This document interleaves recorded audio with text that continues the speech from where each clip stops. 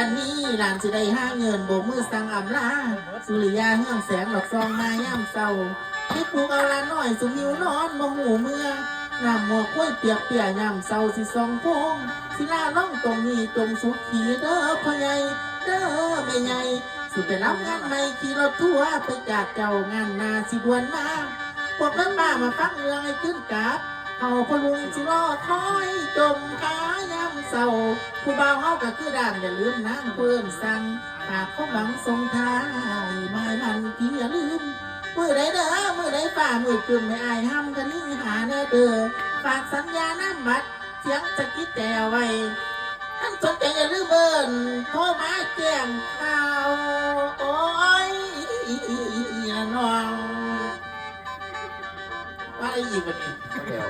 ว่าผู้สาวผู้เสียทรงดำนังมโน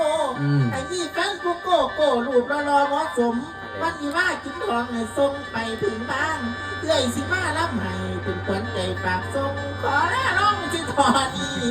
ที่หน้าทานแววเจ๊ยังไม่เอาแกโคลาไปทานผู้ฟังทานผู้ฟัง